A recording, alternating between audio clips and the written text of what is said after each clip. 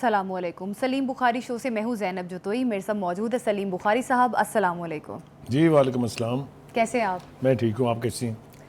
नाज़रीन, प्रोग्राम में आज बात करेंगे कि इस्माइल हनिया की शहादत के बाद हालात मज़ीद कशीदगी की तरफ जा रहे हैं। ईरान ने हुक्म जारी कर दिया है कि इसराइल पर हमला किया जाएगा और इस चीज़ का बदला लिया जाएगा। अब देखना ये है कि ईरान का बदला कितना सख्त होता है और आया ईरान जो कह रहा है वैसा करता भी है या नहीं। और अमेरिका ने कहा है कि वो इसराइल को भरपूर सपोर्ट करेगा। इस बारे में भी प्रोग्राम में आज हम बुखारी साहब से बात करेंगे। प्रोग्राम में बात होगी, जमात इस्लामी का धरना जारी है और देखना यह है कि अवाम और ताजिर बरादरी के लिए क्या रिलीफ मुमकिन हो सकता है। और IPPs के हवाले से भी आज प्रोग्राम में बात होगी बुखारी साहब से। PTI पर पाबंदी लगाने के हवाले से हुकूमत क्या हिकमत अमली बनाएगी, इस बारे में भी प्रोग्राम में आज बात होगी। बुखारी साहब, इसराइल ने एक और कर दिया है। उन्होंने कहा है कि हमास के फौजी सरबरा मोहम्मद ज़ईफ़ भी फौजी हमले में शहीद हो गए हैं, जबकि हमास ने इसकी तरदीद कर दी है। इसको आप किस तरह से देखते हैं? देखिए, इस किस्म के दावे होते रहते हैं इसराइल की तरफ से, इसलिए कि वो बाकायदा जारियत का मुर्तकब तो हो रहा है, इसमें तो कोई दो राय नहीं है। पहले गज़ा को तबाह किया उन्होंने, फिर उसके बाद अब लेबनान की तरफ रुख है। लेबनान के जो हिजबुल्लाह है उन्होंने उनको वार्निंग दी है कि ये आप इसको इतनी आसान खीर मत समझिएगा जितनी आपने गज़ा को समझा था। आप यहाँ आएंगे तो हम उसको रजिस्ट करेंगे। और अगर आप तारीख़ उठा के देखें तो लेबनान में सबसे ज़्यादा स्ट्रॉन्ग रेजिस्टेंस का सामना करना पड़ा है इसराइल को जब भी कभी उसने लेबनान पर हमला किया है। एक लेकिन ये इस तरह के दावे, उसकी तरदीद, फिर नए दावे, फिर नई तरदीद तो होती रहती है। तो वहाँ जहाँ जंग हो रही होती है वहाँ इस किस्म के फतूहात के दावे किए जाते हैं। वो कुछ सच्चे होते हैं, कुछ झूठे होते हैं, तो ये सिलसिला तो चलता रहता है। लेकिन जो सबसे बड़ा वाक़या है वो है इस्माइल हानिया की शहादत, जो ईरान में एक मेहमान की गरज से आए थे और वहाँ उनको रॉकेट के हमले में शहीद कर दिया गया। ये ईरान का अब टेस्ट भी है कि how Iran is going to react. लोग परेशान हैं, अमेरिका भी परेशान है। अमेरिका अब अपने इत्तेहादियों से कह रहा है कि ईरान के ऊपर दबाव डालें कि वो बहुत शिद्दत के साथ रिएक्ट ना करे।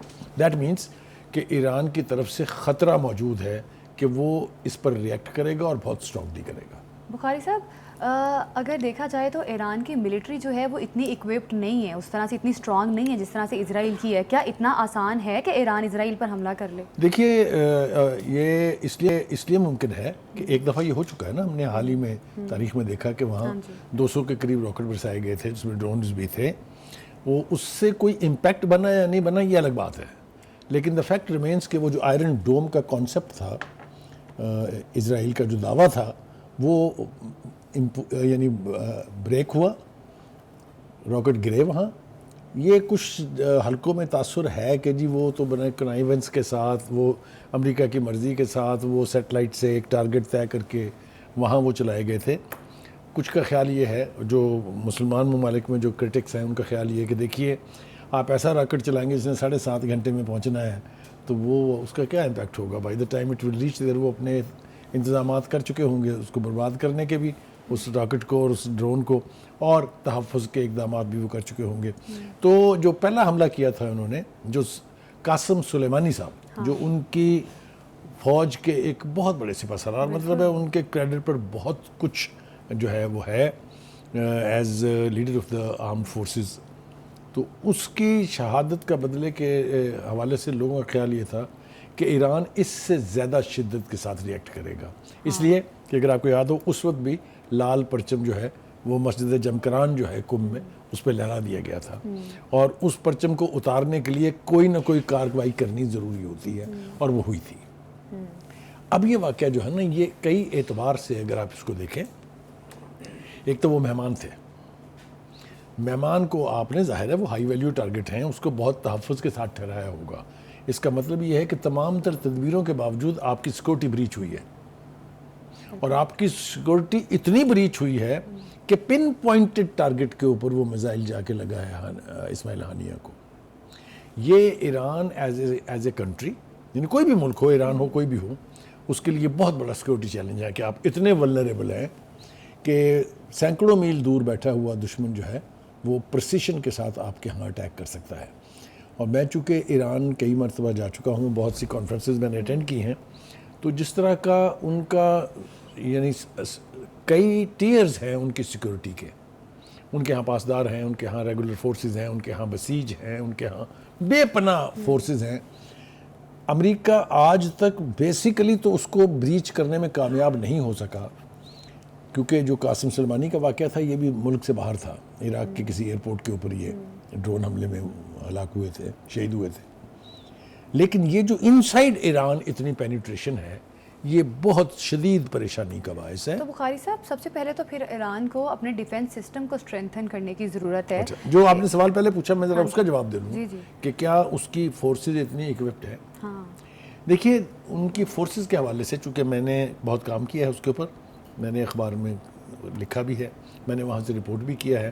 وہاں جو باختران سیکٹر میں باختران پروونس میں جو الام سیکٹر تھا، جہاں خرم شہر کے ریکیپچرز ہوا تھا، میں نے وہاں سے لائیو رپورٹ کیا ہے with missile passing through over our head اور آر سائٹس. اچھا، تو اس لیے مجھے ایران کی فورسز کے بارے میں کوئی ابہام نہیں ہے. ٹھیک. ایک تو وہاں فارمل جو فوجی جس طرح ہوتے ہیں وہ ایک فوج کا حصہ ہے. ایک پاسداران ہیں جن کو کہتے ہیں کہ وہ ایران کے انقلاب کا تحفظ کرنے والی فورس ہے. Very forceful, very well equipped and very well trained. اس کے بعد ان کے پاس ایک ہیوج فورس ہے 55 لاکھ کے قریب بسیج کی. اچھا، بسیج آر والنٹیئرس. انہوں نے یہاں پٹی باندھی ہوتی ہے، آپ نے دیکھا ہوگا ایران کی تصویروں میں، اس پہ لکھا ہوتا ہے جہاد فی سبیل اللہ. بالکل دیکھا ہے. وہ ملازم نہیں ہیں فوج کے، وہ اپنے اپنے کام کرتے ہیں. کوئی دفتروں میں کام کرتا ہے، کوئی بزنس کرتا ہے، کوئی کچھ کرتا ہے، لیکن 4 گھنٹے کے نوٹس پر وہ اپنے اپنے سینٹر میں رپورٹ کر دیتے ہیں. And they are more trained and equipped than the army. So اتنی بڑی فورس کو انڈرمائن تو آپ نہیں کر سکتے. لیکن دیکھنا یہی ہے کہ اس کی جو کیپیسٹی ہے ٹو اٹیک اسرائیل، وہ اپنی پراکسیز کے ذریعے جائیں گے. مثال کے طور پر سیریا سے اٹیک ہو سکتا ہے، مثال کے طور پر یمن سے اٹیک ہو سکتا ہے. لیکن یہ تو آلریڈی ان ایکشن ہے نا یہ اسپاٹ جو ہیں. تو یا وہ براہ راست ایران سے حملہ آور ہوگا.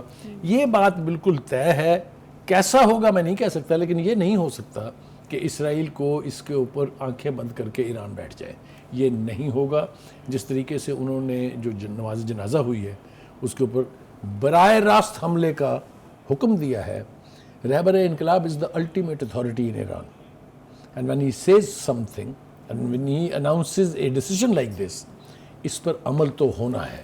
میں اور آپ بیٹھ کے شاید اسی اگلے شروع ہونے والے ہفتے میں اس پہ بات کر رہے ہوں گے کہ ایران نے کیا کیا ہے. دیکھیں بخاری صاحب، اگر تھوڑی پاسٹ ہسٹری ایران کی دیکھی جائے، جس طرح سے ابھی آپ بتا بھی رہے تھے، قاسم سلیمانی ایک ٹاپ لیڈر تھا، جس طرح سے ان کو شہید کیا. پھر ان کے سائنٹسٹ تھے، بڑے ٹاپ سائنٹسٹ، ان کو بھی سیٹلائٹ کے ذریعے ٹارگٹ کیا موزید نے، جو کہ اسرائیلی اسپائی ایجنسی ہے.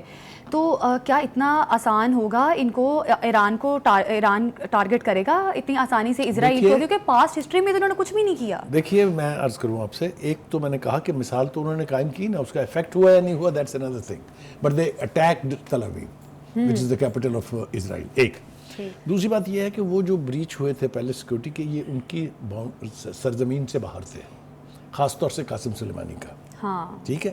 یہ بریچ ہوا ہے in the heart of Tehran which is the capital of Iran. اس کے اوپر میں خاموشی تو متوقع نہیں کر رہا ہوں، مجھے توقع نہیں کہ خاموش رہیں گے. لیکن ہاں یہ دیکھنا ہوگا کہ ان کی کیپیسٹی کتنی ہے and how deeply they attack Israel. These are the I main areas which we can only talk about when it happens. ٹھیک ہے، ریٹیلیشن تو ہوگی. اب یہ تو اس میں تو کوئی یعنی آپ اس کو رول آؤٹ کر ہی نہیں سکتے. جس لیول پر کہہ دیا گیا ہے، جو انڈیکیشن دکھا دیے گئے ہیں. تو بخاری صاحب پھر تو اسرائیل بھی ریٹیلیٹ کرے گا، تو کھلم کھلا بہت بڑی جنگ لگ سکتی ہے. دیکھیے اسی لیے تو اس کے اور اسرائیل کے پیچھے بیک کر رہا ہے امریکہ. میں نے آپ کو کہا کہ امریکہ اور اس کے اتحادی بہت پریشان ہیں، اور وہاں پر ایک کنسنسس سے بات کہی جا رہی ہے کہ ایران پہ دباؤ ڈالیں کہ وہ ریئیکٹ نہ کرے. اس کا مطلب یہ ہے کہ وہ بھی انٹیسپیٹ کر رہے ہیں کہ ایران نے کرنا تو ہے کچھ. جیسا میں نے کہا کہ یہ ہمیں اس وقت ہی پتہ چلے گا جب یہ سب کچھ ہو جائے گا. ایک چھوٹی سی چیز میں نے آپ سے پوچھنی تھی. اب جس طرح سے UN ہے یا انٹرنیشنل کورٹ آف جسٹس ہے، ان کو بھی اس معاملے میں رول پلے کرنا چاہیے. ابھی قاسم یہ جو ابھی شہادت ہوئی ہے اس پہ ان کا کیا رول ہوگا؟ کیونکہ ہم نے دیکھا کہ اسرائیل کب سے حملے کر رہا ہے, ٹاپ لیڈران کو شہید کر رہا ہے, تو اس بارے میں یو این کا رول کتنا امپورٹنٹ ہے؟ میرے خیال سے کسی نے آپ کو بتا دیا ہے کہ یہ ادارے جن کا ذکر آپ کر رہی ہیں یہ میری چھیڑ ہیں, تو مجھے نا بہت آگ لگتی ہے جب میں ان کا سنتا ہوں. United nation, Arab league and OIC, organization of Islamic conference, یہ سب امپورٹنٹ ادارے ہیں. یونائٹڈ نیشن امریکہ کی آنکھ کے جھپکنے کے بغیر کوئی کام نہیں کرتا ہے. آپ نے دیکھا 40,000 سے زیادہ لوگ شہید کر دیے گئے, 1 کروڑ کے قریب یا 80 لاکھ تو کہہ ہی رہے ہیں نا کہ 80,000 1 لاکھ کے قریب لوگ زخمی ہیں. کیا کان پہ جون رینگی جی یونائٹڈ نیشن کے؟ کچھ بھی کیا کیا جناب OIC نے, کیا کیا عرب لیگ نے؟ تو ان سے تو یہ توقع نہ رکھیں. دوسری بات, اگر انہوں نے کچھ فیصلے کیے بھی ہیں, ذرا میری بات سن لیجئے. انٹرنیشنل کورٹ آف جسٹس نے کہا کہ جناب یہ جینوسائیڈ ہو رہا ہے وہاں, رکا اسرائیل. یونائٹڈ نیشن کے ان کے اپنے اتحادی امریکہ نے ریزولوشن پاس کی, مانی اسرائیل نے. تو ان اداروں کا تو میرے سامنے آپ تذکرہ بھی نہ کریں, کیونکہ میں جتنی اسٹرانگسٹ ٹرم میں کنڈیم کر سکتا ہوں ان کے رول کو وہ میں کرنا چاہوں گا. اچھا بخاری صاحب, یہ جو فوجی سربراہ جس کا دعویٰ کر رہا ہے اسرائیل کہ ہم نے محمد ضعیف کو شہید کر دیا ہے, یہ بڑا الارمنگ ہے. بڑا ٹاپ لیڈر تھا یہ, بہت بڑا فوجی سربراہ تھا. دیکھیے 2 دعوے کیے انہوں نے. ایک انہوں نے کہا کہ جی سینئر کمانڈر جو ہے فؤاد الشکر وہ ہم نے لبنان کے دارالحکومت بیروت میں اٹیک کر کے اس کو شہید کر دیا ہے. دوسرا انہوں نے دعویٰ کیا ہے کہ جو محمد ضعیف ہیں, ضعیف ہی ہم اس کو پڑھ سکتے ہیں, ویسے انگریزی میں تو وہ DIEF نام لکھتے ہیں ان کا, تو وہ سواد اور زواد کی جو بحث ہے تو ان کو وہ کہتے ہیں کہ جی ہم نے شہید کر دیا. وہ تو دعویٰ کرتے ہیں کہ ہم نے شہید کر دیا. اور عرب میڈیا جو ہے وہ یہ کہہ رہا ہے کہ نہیں وہ زخمی ہوئے ہیں لیکن وہ حیات ہے. حماس کہہ رہا ہے نانسنس, وہ اب بھی اسرائیل کے اوپر جو حملے ہو رہے ہیں لبنان کی طرف سے یا حماس کی طرف سے ان کی نگرانی کر رہے ہیں. That means he is active, he is تو یہ آپ نے پہلے بھی اشارہ کیا تھا کہ بعض اوقات دعوے کیے جاتے ہیں بعد میں وہ سچے ثابت ہوتے ہیں, لیکن میں آپ کو کئی اسرائیل کے دعوے یاد کرا سکتا ہوں جو انہوں نے کیے اور جھوٹے ثابت ہوئے. ٹھیک ہے, تو آئی تھنک یہ ابھی کوئی نہ کوئی ویڈیو آ جائے گی ان کی اور وہ ان کو لائیو دکھا دیں گے. تو بخاری صاحب ایسے بڑے دعوے کر کے اسرائیل اپنا کیا امیج پورٹریٹ کرنا چاہتا ہے؟ دیکھیں اس کو تو اپنی جہریت کا جواز پیدا کرنے کے لیے کچھ بھی کرنا اور کچھ بھی کہنا ہے. میں ابھی آتا ہوں یاہو کی گیدر بھوکیاں جو اس نے دی ہیں اس کی طرف, لیکن 2 اور امپورٹنٹ باتیں جو ہم پہلے کر لیں وہ یہ کہ جو ایران کے سپریم لیڈر ہیں اس کا ہم نے شروع میں تذکرہ کر دیا, انہوں نے اب براہ راست حملے کا حکم دے دیا ہے. ایک بات. دوسری بات یہ ہے کہ امریکی اخبار جو ہے اس نے کہا ہے کہ اسرائیل پر حملہ جو ہے وہ اسماعیل ہانیہ کا بدلہ لینے کے لیے ایران ضرور کرے گا. جو ہم بات شروع میں کر رہے تھے کہ دس از انیویٹیبل. اب آگے آ رہی ہے جناب, یاہو صاحب جو ہیں وہ حرکت تو کر لی انہوں نے, وہ کہتے ہیں نا کہ آگ دیا سلائی تو لگا دیا آپ نے, لیکن اس کے بعد پھر اس کے آفٹر میتھس جو ہیں وہ بھگتنے تو ہیں نا. جو بھی ہوں گے وہ ہوں گے یا نہیں ہوں گے اس پر تو اس وقت ہم بحث نہیں کر سکتے, کیونکہ unless we see what Iran has done. But I have told you on the basis of my experience کہ یہ نہیں ہو سکتا کہ ایران کچھ نہ کرے, اور خاص طور سے جس لیول کے اوپر یہ حکم دیا گیا ہے وہ بس ایک ایسا حکم ہے جس کو ڈینائی نہیں کر سکتے ڈاؤن دا لائن کوئی بھی. تو ایران نے حملہ کرنا ہے, ایران کا حملہ ہوگا اور وہ ہم جلدی دیکھیں گے. اب تک اس تمام مسلم امہ میں سے صرف ایک ٹرکی, ایران کے بعد ٹرکی ایک واحد ملک ہے جس نے نیتن یاہو کو براہ راست مخاطب کر کے کہا ہے اب ایسی صورتحال آ گئی ہے کہ ہم براہ راست مداخلت کرنے سے بھی نہیں چوکیں گے. میں کہتا ہوں خالی دھمکی دی ہے اور کچھ بولا تو ہے نا. ہمارے ہاں تو اتنی بھی ہمت نہیں ہے. ہمارے پرائم منسٹر صاحب کو اب تک سلمان حالیہ کے بارے میں کچھ کہنے کی توفیق نہیں ہوئی, فارن آفس نے بیان جاری کر دیا ہے. ارے بابا ہونا تو یہ چاہیے تھا کہ اس کے بعد تمام مسلم امہ ایک ایمرجنسی سیشن بلاتی ہے OIC کا, عرب لیگ کا ایک سیشن ہوتا, دونوں جوائنٹ سیشن کرتے, تب کوئی بات بنتی, کوئی پریشر بنتا, کوئی بلڈ اپ ہوتا, کوئی انٹرنیشنل کمیونٹی کو تھوڑے سے الارم ہوتے. تو یہ جو بے حسی ہے آج اسرائیل یہ سب کچھ کر کے بچا ہوا بھی صرف اسی لیے ہے کہ جو مسلم لیڈرشپ ہے کل امپورٹنٹ ہے, وہ بالکل بے معنی ہے, اس کا کوئی امپیکٹ نہیں ہے. بالکل, اور ایسے میں مسلم لیڈرشپ کو جواب دینا بڑا ضروری ہے کہ وہ جواب دے اسرائیل کو. اور اب دیکھنا یہ ہے کہ ایران اور اسرائیل میں اب معاملات کہاں تک پہنچتے ہیں اور ایران کتنا سخت جواب اسرائیل کو دیتا ہے. جماعت اسلامی کا دھرنا جاری ہے. حافظ نعیم الرحمان نے کہا ہے کہ حکومت جب تک مطالبات نہیں مانتی تب تک دھرنا جاری رکھا جائے گا، اور حکومت کو یہ بھی کہا ہے کہ ہمیں آئی پی پیز کے ساتھ کیے ہوئے مطالبات کو دکھایا جائے، اور آئی پی پیز کے ساتھ جو مطالبات کیے گئے تھے 2019 میں ان پر نظر ثانی کی جائے. بخاری صاحب، اب جماعت اسلامی نے صاف واضح کر دیا حافظ نعیم الرحمان نے کہ جو مطالبات کیے آپ نے آئی پی پیز کے ساتھ ان معاہدوں کو ہمیں دکھائیں، اس پر نظر ثانی کریں. کیا ریلیف ملے گا اب عام عوام کو، تاجروں کو؟ میرے خیال سے اس پر براہ راست اس کا جواب دینے کی بجائے اگر ہم کوشش کریں تھوڑی سی کہ اپنے ناظرین کو بھی ہم ایکسپلین کریں کہ صورتحال اصل میں ہے کیا، یہ یہاں تک نوبت پہنچی کیوں ہے. دیکھیے اس وقت کرنٹ صورتحال تو یہ ہے کہ آئی پی پیز کے حوالے سے حکومت پر ہر طرف سے پریشر ہے. ٹھیک ہے جی، عوام مہنگی بجلی کے ہاتھوں تنگ ہیں، چیخیں نکل رہی ہیں. اور دوسری بات یہ ہے کہ جماعت اسلامی جو ہے وہ ایک کمزور حکومت پر پریشر بلڈ اپ کر رہی ہے، کیپٹل کے کنارے جا کے بیٹھی ہوئی ہے.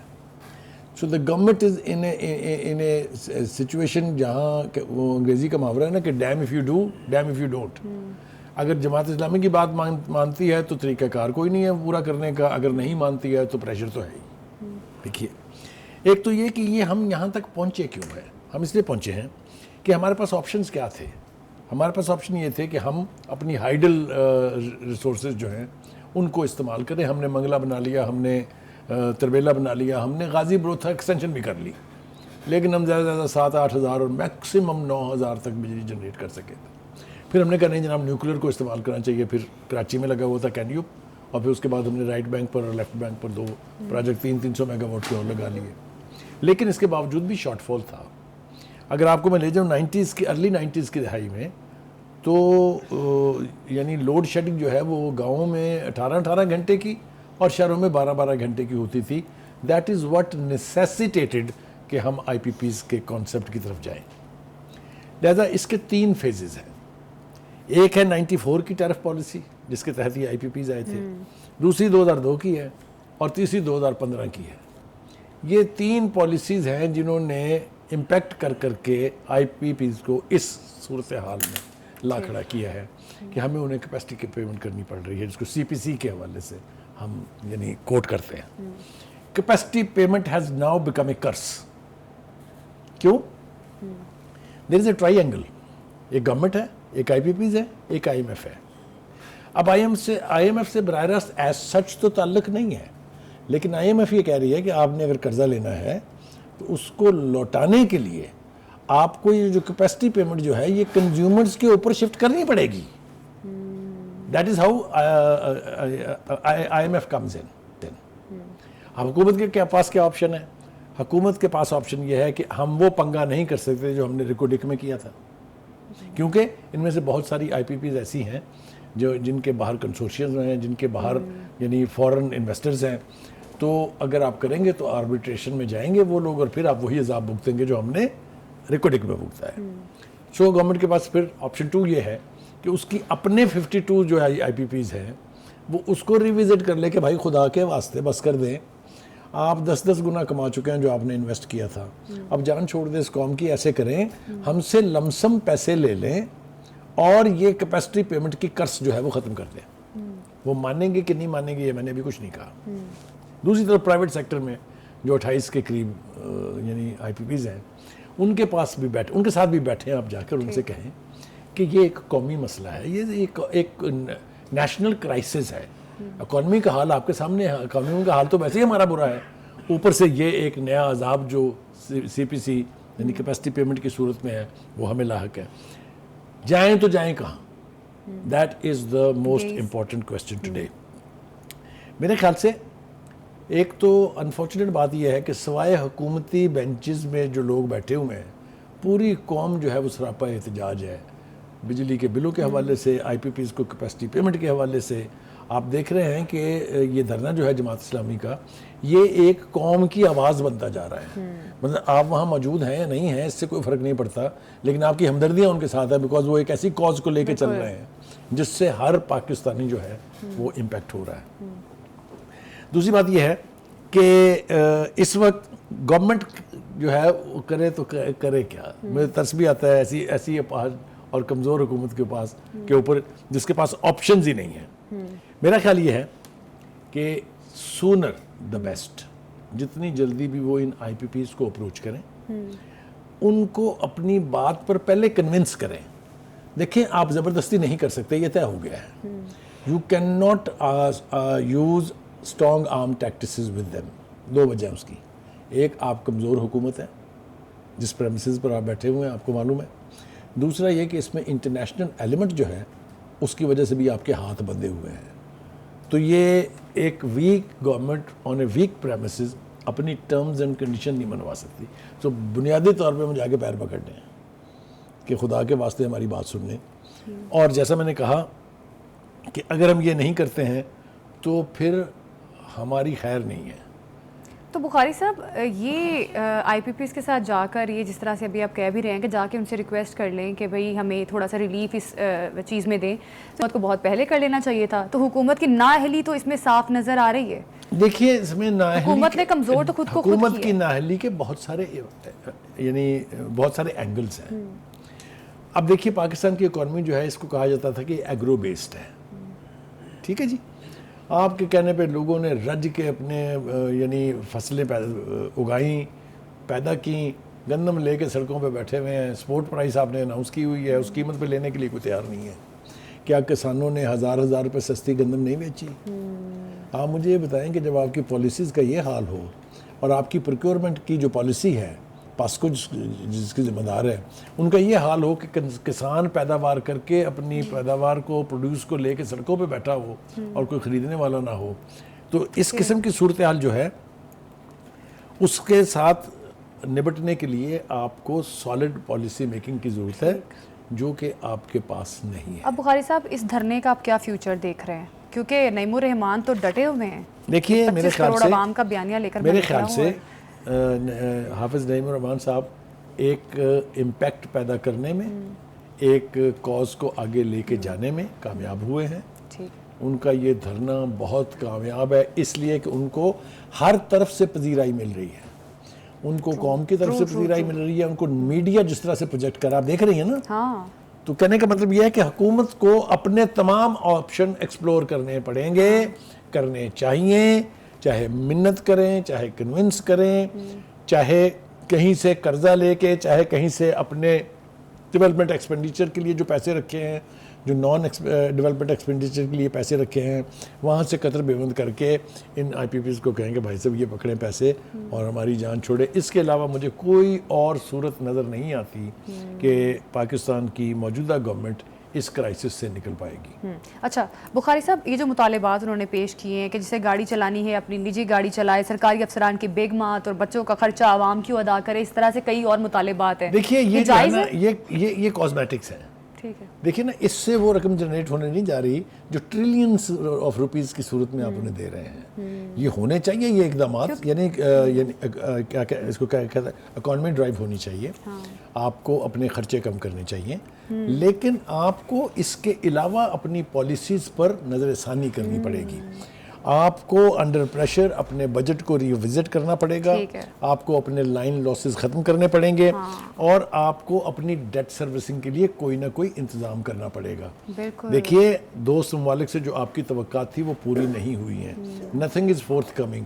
چائنا آپ کو آل ویدر فرینڈ تھا, بالکل ٹھیک تھا, لیکن آپ گئے ہیں وہاں, ہمارے وزیر خزانہ صاحب جا کے ان کے ساتھ جو سلوک ہوا ہے وہ میرے خیال سے اب تو میڈیا کے ذریعے ہم تک پہنچ چکا ہے کہ انہوں نے کہا بھائی صاحب یہ مال وال ہم دینے کے نہ عادی ہیں, نہ یہ اپنی پالیسیاں ٹھیک کریں, تب ہم آپ کی مدد کریں گے. تو کوڑا سا جواب ان کو مل گیا ہے. تو نہ تو انٹرنیشنل سسٹم فلاز اور اکانومی کا, کیونکہ ہمارا میجر پارٹ جو ہے اکانومی کا وہ ڈیپینڈنٹ ہے آئی پی پیز پہ, تو ہمارے سسٹم میں جو فلاز ہیں ان کو دور کرنے کی ضرورت ہے. وفاقی وزیر احسن اقبال نے کہا ہے کہ کسی جماعت پر پابندی لگانے کی خواہش نہیں, ادارے جب سمجھیں گے پی ٹی آئی پر پابندی لگا لیں گے. بخاری صاحب, یہ کس ادارے کی بات کر رہے ہیں احسن اقبال؟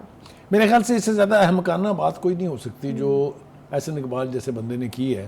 ایک سانس میں حکومت کے وزراء کہہ رہے ہیں کہ جی پی ٹی آئی پہ پابندی لگے گی, موصوف فرمائیں گے ہمارا تو کوئی ایسا ارادہ ہی نہیں ہے.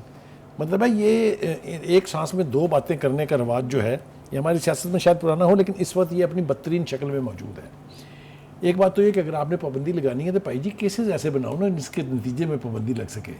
دو کیسز آپ کے پاس بہت سٹرونگ ہیں, ایک فارن فنڈنگ کا ہے, دوسرا 9 مئی کا ہے. پروسیکیوشن میں آپ کے جان نہیں ہے, ثبوت آپ ایک مقدمہ ان کے خلاف کر نہیں پائے ہیں, خواہشات آپ کی پابندیاں لگانے کی ہیں. کیونکہ اگر آپ بغیر کسی سبسٹنس کے پابندی لگائیں گے تو سپریم کورٹ اس کو اٹھا کے ردی کی ٹوکری میں پھینک دے گی. کیونکہ رویہ تو ہم دیکھ رہے ہیں نا, unless you have a good valid evidence and proofs and you can prove a case in a court of law جو جواز پیدا کر سکے کہ اس پارٹی پر پابندی ہونی چاہیے. دیکھیں foreign funding case strong case ہے, بالکل جو پارٹی فارن فنڈنگ لے اس کو سیاست کرنے کا کوئی حق نہیں ہے. اسی طریقے سے ملک دشمنی, چاہے وہ سائفر کیس تھا, چاہے اب 9th میں ہے, آپ نے فوج کے خلاف لوگوں کو اکسایا ہے وغیرہ وغیرہ, تو کیسز ثابت کیے بغیر صرف خواہشات آپ کر سکتے ہیں, پابندی لگانے کا آپ تصور بھی نہیں کر سکتے. ٹھیک, کیونکہ آپ یہ جو اداروں پر ڈال رہے ہیں نا کہ ادارے جب چاہیں گے پابندی لگا دیں گے. وہ ادارے کون ہیں؟ ادارے ہیں ایجنسیاں. ایجنسیاں کیوں لگائیں گی بے پابندی؟ حکومت آپ کر رہے ہیں, پابندیاں ایجنسی لگائیں گے. ایجنسیوں کے پاس ایسا کوئی رائٹ نہیں ہے پابندی لگانے کا نا. کیا آپ مارشل لا لگوانا چاہ رہے ہیں کہ وہ آ جائیں گی ایجنسیاں, پھر وہ ان کی مرضی ہے؟ خدا کے واسطے ایسی گفتگو سے آپ اجتناب کریں. مذاق اڑتا ہے نا اس سے کہ حکومت ایک طرف کہہ رہی ہے ہم پابندی لگائیں گے, دوسری طرف کہہ رہی ہے پابندی تو لگنی نہیں چاہیے کسی جماعت کے اوپر, ہم تو اس کے حق میں نہیں ہیں. تو بھائی آپ کرنا کیا چاہتے ہیں بھائی؟ اپنی انٹینشن تو واضح کر دیں. تو یہ جو اس طرح کی بیوقوفی کی گفتگو ہے میرے خیال سے اس کو اوائڈ کرنا چاہیے. بخاری صاحب, اس کا مطلب ہے کہ ان کے پاس سفیشینٹ ایویڈنس نہیں ہے, کیسز موجود ہیں لیکن ایویڈنس نہیں ہے ان کے پاس. دوسری نمبر پہ چیز, جس طرح سے پہلے بات کر رہے تھے نا کہ ہم نے پی ٹی آئی پر پابندی لگانی ہے, اب اس طرح سے ہم نے دیکھا ہے کہ معافی والی آپشن پہ بھی آ گئے ہیں کہ معافی مانگ لے خان صاحب تو سیاست کر سکتے ہیں. کیا لگتا ہے آپ کو یہ عام آدمی کا ایک ابہام ہے کہ شاید بیک ڈور کے مذاکرات ہو رہے ہیں پی ٹی آئی؟ دیکھیے ہم نے حکومت کی ایسی تیسی تو کر دی. ابھی آپ نے سنا میں نے کیا کہا ہے, وہ دوسرے خان صاحب جو ہیں اس کا بھی تذکرہ نہ چھیڑیں آپ تو بہتر ہے. یہ کوئی 7ویں مرتبہ وہ اپنی پوزیشن چینج کر چکے ہیں. کبھی یہ نیوٹرل ہیں, کبھی نیوٹرل تو جانور ہوتا ہے, کبھی یہ غدار ہیں, کبھی یہ میر جعفر ہیں, کبھی یہ میر صاحب. وہ خدا کے واسطے کسی ایک جگہ خان صاحب ٹک جائے نا, مطلب کوئی ایک سٹانس رکھے نا. اتنی بڑی پارٹی جس کے وہ کہتے ہیں پورے ملک میں 25 کروڑ عوام ان کے ساتھ ہیں, اس کے لیڈر کو اس طرح بچپنے کی گفتگو تو نہیں کرنی چاہیے. مطلب you take a stance and then stick to it. ادھر بھی حال یہی ہے. ان کا بھی خیال یہ ہے کہ ان کی جماعت میں اتنی سخت نہیں ہے کہ وہ اپنے بل بوتے کے اوپر اقتدار میں آ جائے. ان کا خیال یہ ہے کہ روڈ ٹو اسلام آباد لائز through GHQ. If that is the approach, God bless Khan صاحب اینڈ ہز پارٹی. مطلب دونوں ہی ایک چیز پر قائم نہیں ہے. Absolutely, and that is why کوئی نتیجہ نہیں نکل رہا. بات لٹکتی نظر آ رہی ہے, لٹک رہی ہے. کیا ہوگا یہ دونوں کے رویے پر منحصر ہے. ٹھیک ہے بخاری صاحب, چھوٹی سی چیز, دونوں کے رویے میں فلیکسیبلٹی نظر آ رہی ہے. دیکھیے کوئی چینج آنے والا ہے, مگر کوئی اپنے پیروں پر کھڑا نہیں ہے نا. آج احسن اقبال نے کہہ دیا ہم پابندی نہیں لگانا چاہتے. Okay fine, stand on it, don't talk of پابندی اگین. خان صاحب نے کہہ دیا کہ جناب میں مطلب ہے بات چیت کرنے کے لیے تیار ہوں, کریں بات چیت نا. پھر آپ بات چیت کا حوالہ ادھر دیتے ہیں, دیکھتے دوسری طرف ہے, تو پھر گاڈ بلیس یو. ٹھیک ہے, اب دیکھنا یہ ہے کہ پی ٹی آئی پر پابندی لگانے کے حوالے سے حکومت کیا حکمت عملی اپناتی ہے. پروگرام سے ابھی ہمیں دیجیے گا اجازت, اگلے ہفتے پھر ملاقات ہوگی. اللہ حافظ.